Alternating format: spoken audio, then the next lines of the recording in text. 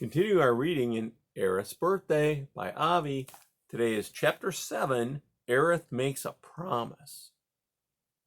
On the ground lay a slim fox with tawny red fur and a long bushy tail. The lower part of her delicate pointed face and much of her muzzle were white. Her few remaining whiskers were as black as her nose. Black, too, was the outline of her almond-shaped, orange-colored eyes. Her pointed ears were limp. All around her, the beaten-down snow was red with blood, for the fox's left front paw was gripped in the jaws of a steel spring trap. In an instant, Ereth understood. She had been caught in one of the traps that the hunters from the cabin had set. The trap consisted of a pair of metal jaws which, once sprung, had crushed the fox's paw, biting savagely through fur, flesh, muscles, and tendons. All were exposed. The amount of blood that lay about suggested the fox had been trapped for a long time. It was the blood that had confused Ereth's sense of smell. Just to look upon the scene turned Ereth's bone marrow colder than the snow. The fox, not yet realizing anyone else was there, whimpered softly to herself as she tried to move her paw. Though extremely weak, she managed to lift the trap an inch or two. It was connected to a stake by a metal chain. When the trap moved, the chain jangled. Her effort, small as it was an enormous struggle, so much so that after a painful moment she dropped paw, trap, and chain, and lay panting with exhaustion. As Ereth, horrified, continued to watch, the fox leaned forward and tried to gnaw at the chain, then at the trap itself. "Murdering mud moles," Ereth growled under his breath. His words were just loud enough for the fox to hear.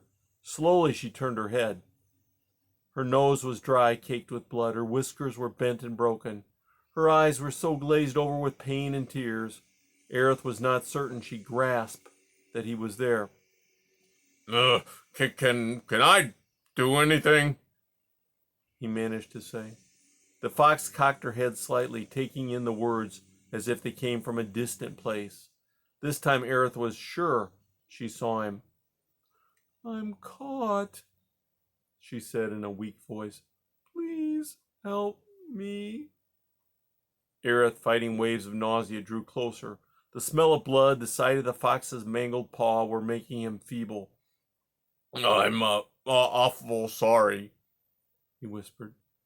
"Yes," was all the fox could reply. Gingerly stretching his head forward, Ereth attempted to bite the chain, the trap itself, and the spike which held the trap to the ground. Bitterly cold, iron hard, the metal would not give. How long have you been here?" he asked. "All day." "Mangled moose marbles," Ereth whispered with fright. "It's been so long," the fox said. "I see." The moment it happened, I knew I would never get free," the fox went on. The snow, fluttering softly through the trees, clung to her like fur, a delicate shroud. "I'm going to die," she said after a few moments. The words took a great deal of her energy to speak. For once in his life, Ereth did not know what to say. Though he wished there was something he could do, he had no idea what it might be. "But," the fox went on, gazing at Ereth with dark-rimmed eyes, I want to ask you to promise me something." "No, sure," Ereth blurted with relief. "Whatever it is, I'll do it." "You're very, very kind," the fox whispered. Ereth was about to ask her how she knew he was kind, but decided against it. Not far from here," the fox went on, speaking with increasing difficulty, "is my den." "Yes."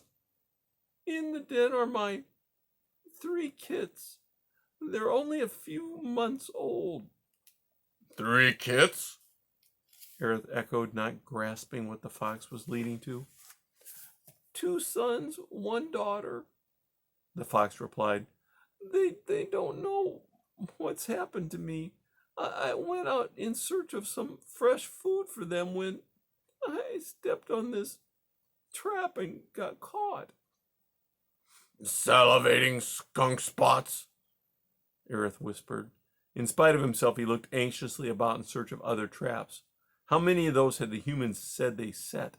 Was it 16? 20? The snow hit it, the fox went on, and took away its smell. Ereth licked his lips nervously. Would you? The fox continued. Could you be kind enough to go to my kits? They need to be told what's become of me. I suppose, Ereth stammered, taken by surprise. They are very young, helpless, the fox went on. If you could just take care of them. Take care of them? Ereth cried. The fox blinked tears. It would be so generous, knowing that you would. I might die with some measure of peace. But it flew for us, Ereth cried. Where's their father? Isn't he around? The fox turned away. I don't know where he is, she said. He's gone off. No puckered peacocks, Ereth said indignantly. That's not right or fair. I mean, it's absolutely The fox turned and gazed at Ereth with such sorrowful eyes. He shut his mouth and wished he had not spoken so loudly. Would you please promise you'll take care of my kids? Show them some kindness. I love them so much. They're not old enough to take care of themselves yet. But, chip cheese on monkey mold, Ereth growled, feeling sick to his stomach.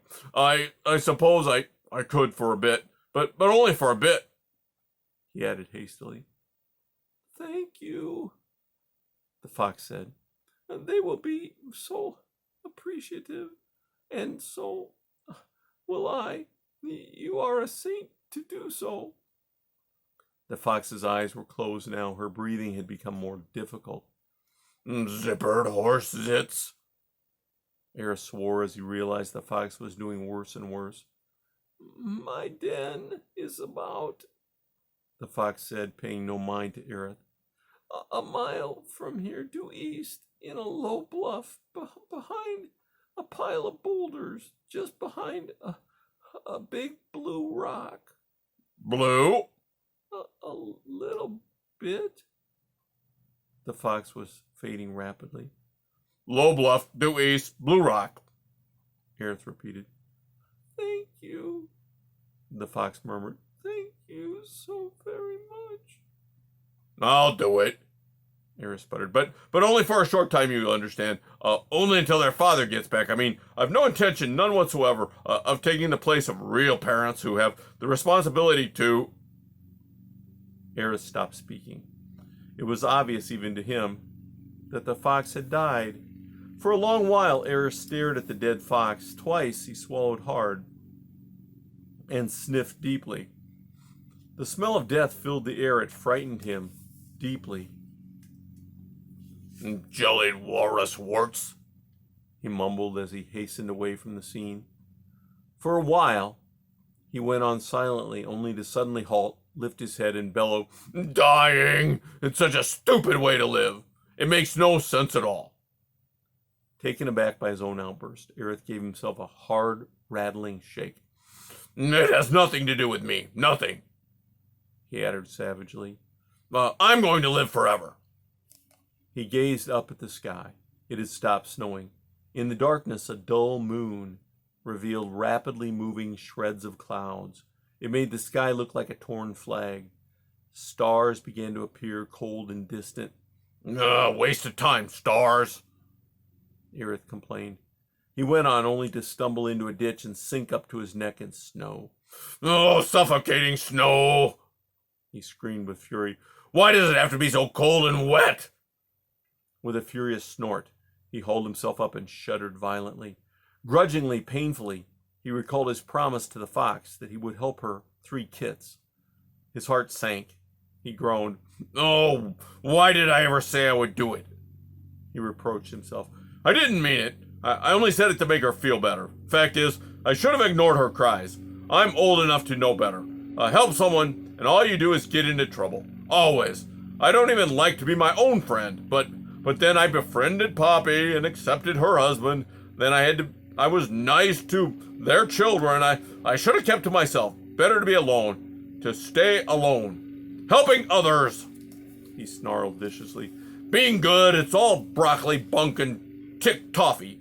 Oh, well, pull the chain and barf 3 buckets. What am I going to do? And that is the end of chapter 7.